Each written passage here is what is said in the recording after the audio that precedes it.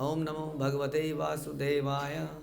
ओम नमो भगवते वासुदेवाय। श्रीमद् भागवतम चौथा कैंटो 29वां अध्याय 72वां श्लोक। ओके,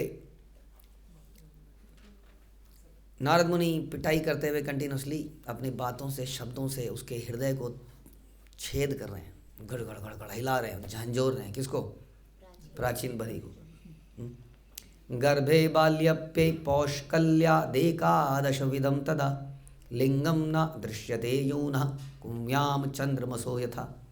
जब मनुष्य तरुण होता है तो 10 इंद्रियां, मन पूरी तरह दिखाई पड़ते हैं, किंतु माता के गर्भ में या बाल्यकाल में इंद्रियां और मन अभी डेवलप नहीं हुए होते हैं, ढके होते हैं, जैसे कि अमावस्या की रात्रि में चंद्रमा ढका रहता है। तो यानी कि हमने अभी चर्चा कर रहे हैं कुछ समय से कि मन, हमारा यही मन हर जीवन में रहता है, और जब हम बच्चे होते हैं तो भी यही मन हमारे अंदर होता है, राइट। लेकिन बच्चे मन के सच्चे, अरे तो मन, हमने कहा वही मन है जो जन्मों से है, इसी मन के कारण मैं पैदा हुआ। इसका कारण, इस मन में अभी भी बहुत सारी ऐसी अभिलाषिताएं हैं जिसके कारण हम पैदा हुए। लेकिन हम कह रहे हैं बच्चे मन के सच्चे, तो बाद में हमारा मन खराब होता होगा। इसका मतलब संसार को देख के, संसार की गंदगी को देख के हमारा मन खराब हो जाता है। सही बात है? गलत बात है, क्योंकि पहले से ही खराब है। तो फिर पहले क्यों, फिर क्यों बोला ऐसा? क्यों इल्यूजन हो गया बच्चे मन के सच्चे? क्योंकि ढका हुआ है। इस श्लोक में लिखा है, इस श्लोक कह रहा है वो ढका हुआ है अभी, क्योंकि डेवलप नहीं हुआ है पूरी तरीके से। हाँ, उसने अभी प्रेजेंट नहीं किया अपने आप को, अपना रंग नहीं दिखाया। कहते हैं ना, हाँ दिखा रहा है अब तो, रंग दिखा रहा है आस्तीन के सांप। ऐसा लोग बोलते हैं। तो वास्तव में यही है कि बचपन में वो प्रेजेंट नहीं होता है, वो एग्जिबिट नहीं होता है। लेकिन अगर बचपन में उसको अच्छे संस्कार दे दिए जाएं बचपन से, तो ये पुराने उसके जो कर्म हैं और उसका जो मन की स्थिति है उसको बदला जा सकता है, बदला जा सकता है। समय लगता है। हाँ, जैसे कि एक सकोरा देखा आपने? सकोरा, मिट्टी का बर्तन। अब मिट्टी के बर्तन में माना आपने कुछ खट्टी चीज़ रखी, या तो आप उसको धो दो और धो के उसमें मीठी चीज़ डालो, तो क्या होगा? खटास अभी भी आएगी, लेकिन हमने तो धो दिया। वो उसके जो मिट्टी है उसकी परत ने उसको सोख रखा है। हाँ, बहुत समय तक बार बार करके ही वो धुलेगा, अंदर घुसा हुआ है, समझे? मिट्टी के अंदर उसको नहीं धो सकते आप एकदम से, उसमें समय लगेगा। ऊपरी परत जल्दी धुल जाएगी। तो हम जब भक्ति में आते हैं तो ऊपरी परतें हमारी जल्दी धुल जाती हैं, तो हमारी बुरी आदतें कुछ छोड़ देते हैं हम, लेकिन वो अंदरूनी परतें जो हमारे अंदर हैं वो आती रहती हैं बीच बीच में। वो मुश्किल काम है, वो लंबा काम है, उसमें टाइम लगता है। वो गंदगी अंदर से छुपी हुई है, वो भी छुपी हुई गंदगी है। बीच बीच में वो खटास डालती रहती है, उस मिठास में खटास कंटिन्यूसली डाल रही है वो। लेकिन अगर आप बार बार उसमें मीठा डालते रहोगे तो एक समय के बाद वो मीठे को अब्जॉर्ब कर लेगा और खटास ख़त्म कर देगा। तो इसलिए तब तक हमें कंटिन्यू करना है। लेकिन ये कहना कि बच्चे मन के सच्चे हैं, नॉट करेक्टली राइट, बट या उनके बातों, उनके मन को अभी इम्प्रेशन, नए इम्प्रेशन डालने के लिए भी तैयार है। वो नए इम्प्रेशन डाले जा सकते हैं, लेकिन हो सकता है वो अपना रंग कुछ समय बाद दिखाए, विच इज़ ओके। ऐसा होता है। जब जीव गर्भ में होता है तो उसका स्थूल शरीर, 10 इंद्रियां, मन पूर्णतः विकसित नहीं होते, तब इंद्रियों के विषय में उसे उतना विचलित नहीं कर पाते। नहीं, बच्चा ज़्यादा से ज़्यादा दूध के लिए रोता है, छोटी छोटी चीज़ों के लिए रो लेता है। जितना बड़ा होता जाता है उतनी उसकी चीज़ें भी बड़ी होती जाती हैं, डिमांड भी। एक तरुण व्यक्ति स्वप्न में तरुणी को उपस्थित देख सकता है, हाँ, क्योंकि अब उसकी इंद्रियां सक्रिय हो गई। लेकिन शिशु बालक अपने स्वप्न में तरुणी को नहीं देखेगा। युवावस्था में स्वप्न में भी इंद्रियां सक्रिय रहती हैं, अतः तरुणी के उपस्थित न होने पर भी इंद्रियां अपना कार्य करती है।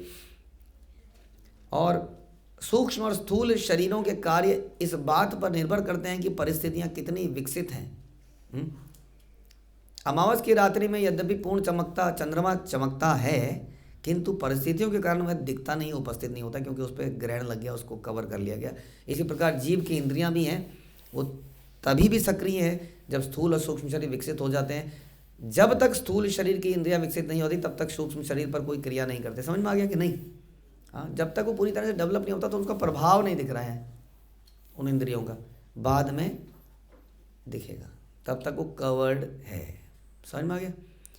अब हम भी इसको कवर कर सकते हैं एक्चुअली में। हाँ, भक्ति से, जो हम चर्चा कर रहे हैं। अगर हम भक्ति की परत इस पर चढ़ा दें, हाँ,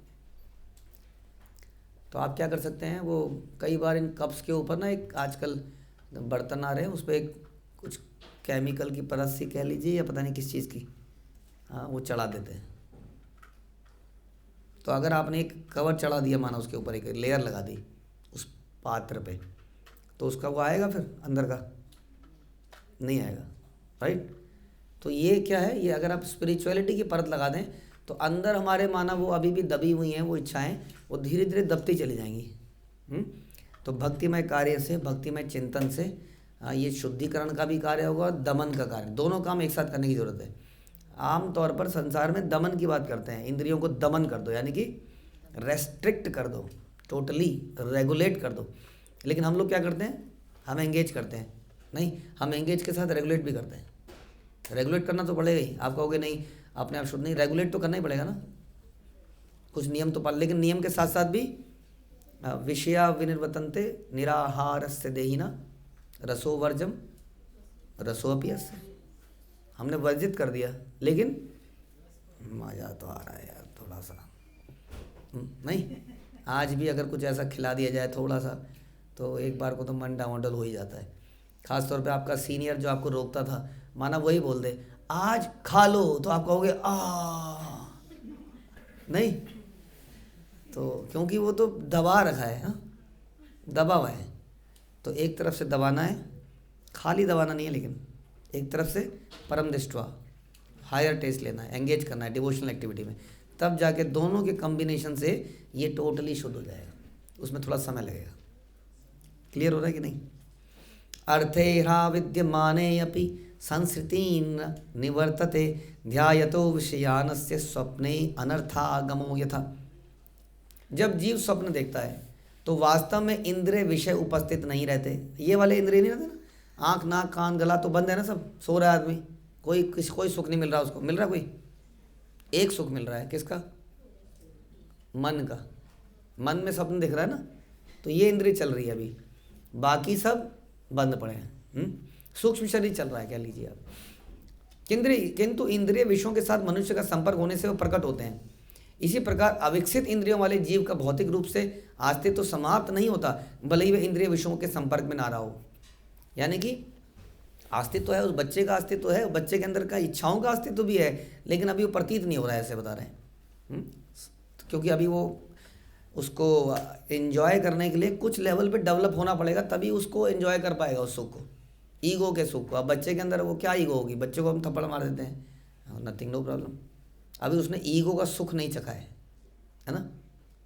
बड़ा होगा तो क्या, हाँ, कैसे हाथ लगा दिया, जैसे जैसे बड़ा होगा तो ईगो का सुख बढ़ता जाएगा। कभी कभी कहा जाता है कि बच्चा अबोध है इसलिए वह पूर्णतः शुद्ध है, किंतु वास्तव में तथ्य नहीं है। लीजिए प्रभुपाद ने बोल दिया है। कर्मों के प्रभाव जो कि सूक्ष्म शरीर में सुरक्षित रहते हैं, 3 क्रमागत अवस्थाओं बीज, कूटस्थ, इच्छा और फलोन्मुख, फलों के निकट, ये 3 अवस्थाओं में कर्मों के फल रहते हैं। कर्म जैसे हमने कुछ गलत काम किया तो सबसे पहले क्या हुआ, बीज उगा दिया हमने, ये मिलेगा एक दिन, आज उग गया।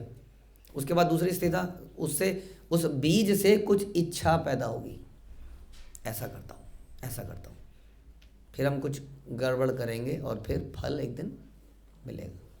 तो फल मिलने के लिए भी सबसे पहले जैसे हमने गलत काम करते हैं, तो बेसिकली गलत काम करने का फल ये हुआ कि गलत काम करने से एक इच्छा का बीज चला गया।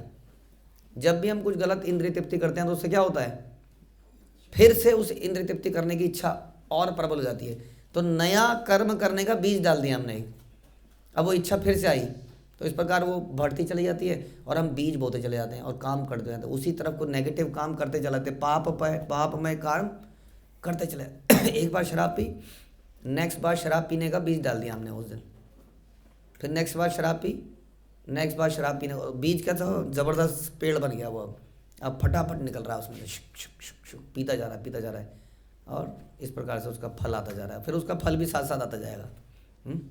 इस प्रकार प्रकट अवस्था यानी कि प्रारब्ध कहलाती है।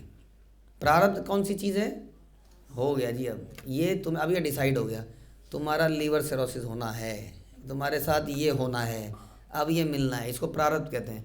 पिछले जन्मों के कर्म। अब ये सेट है मिलने के लिए, ये ऊपर से गिरेंगे हमारे ऊपर रिएक्शन। अब ये सेट है, हमें मिलने वाले हैं, इसको हम प्रारब्ध कहते हैं। क्लियर? सुना है ये शब्द कभी?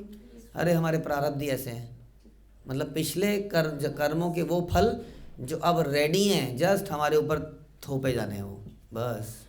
ये बता रहे हैं। चेतन अथवा अचेतन अवस्था में सूक्ष्म अथवा स्थूल शरीर की क्रियाएं भले ही प्रकट ना हो, किंतु ऐसी अवस्थाएं मुक्त नहीं कही जा सकती। जैसे शिशु भले ही अबोध हो, किंतु उसे मुक्त आत्मा नहीं कह सकते आप। प्रत्येक वस्तु सुरक्षित रहती है, यथा समय प्रकट होती है।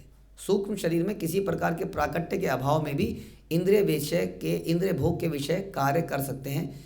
हमने ऊपर स्वप्न दोष का उल्लेख भी किया है कि कह रहे हैं कि मन बिना इंद्रियों के भी कार्य करता रहता है, करता है कि नहीं?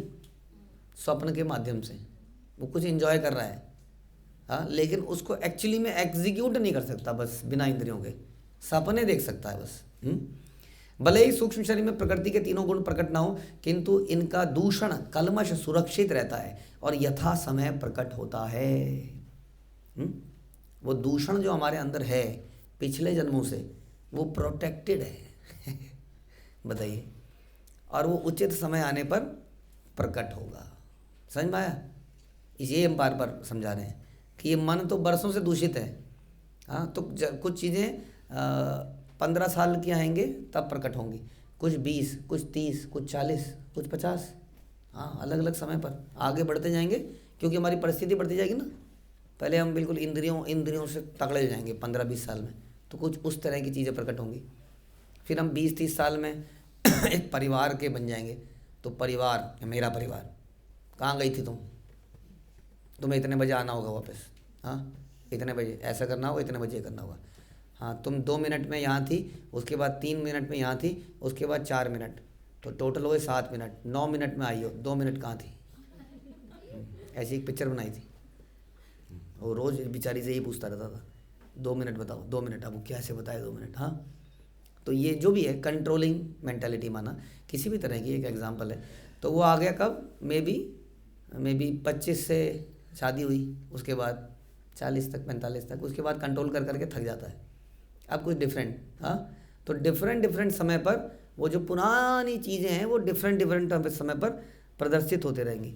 लेकिन यदि कोई भक्ति करे स्ट्रांगली, हाँ, और इसको रिवर्स कर सकता है, पूरे को ख़त्म कर सकता है, वो उसके लिए उसको स्ट्रांग भक्ति करनी पड़ेगी, तब ये पूरा जो कर्म फलों का वो है भंडार हमारे सर पर समय से प्रारब्ध के रूप में दिया जाएगा, या मन की इच्छाओं के रूप में हमारे सामने आएगा, ये बदला जाएगा तब। वरना ये हमें बड़ा परेशान करने वाले हैं, हमारे जीवन भर बहुत परेशान करने वाले हैं हमको, क्योंकि इसमें जन्मों की कलुषित, ये जन्मों से कलुषित है।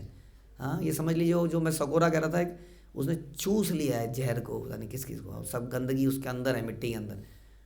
भक्ति के द्वारा इसके अंदर अमृत घुसाना पड़ेगा जगह जगह पर, तब जाके ये ख़त्म होगा। समझ लीजिए इस बात को, बहुत मुश्किल काम है। इसलिए तो मन नहीं लग रहा। अरे 12 साल हो गए प्रभु जी माला करते हुए, अरे 12 मिलियन ईयर से तो कुछ और कर रहे थे हम, आप कह रहे हो 12 साल हो गए। इसके लिए समय लगेगा। इस मन को, इसमें कितने अनलिमिटेड इच्छाएं हैं, आप उसको साफ करते जा रहे हो। कई कपड़े ऐसे हो जाते हैं ना, काला ही निकले जा रहा है, करते जा रहे हैं निकले ही जा रहा है, करते जा रहे हैं निकले ही जा रहा है। तो ऐसी हालत हो रही है इस वक्त। तो तेजी से निकल रहा है, ऐसा नहीं निकल नहीं रहा है जप के माध्यम से, श्रवण कीर्तन से, लेकिन इतना जन्मों का भरा पड़ा है कि वो खाली नहीं हो रहा है। कुछ तो हमें याद ही है, इस जन्मों के कारनामे तो हमें याद ही हैं। हाँ, जब इस जन्मों के हमारे कारनामे ऐसे थे जो भी थे, तो सोचिए ऐसे कारनामे जो हमने पिछले जन्मों में करे कितने होंगे वो, हाँ, तो उनका क्या हाल होगा। तो वही बता रहे हैं, ये कह रहे हैं ये यथा समय प्रकट होगा। यदि सूक्ष्म तथा स्थूल शरीरों की प्रतिक्रियाएं नहीं भी प्रकट हो, तो भी मनुष्य भौतिक परिस्थितियों से मुक्त नहीं हो पाता। इसलिए कहना गलत है कि शिशु मुक्त आत्मा के समान है। बैड न्यूज़ शिशुओं के लिए, शिशु मुक्त आत्मा नहीं है। नहीं, क्या ख्याल है आपका?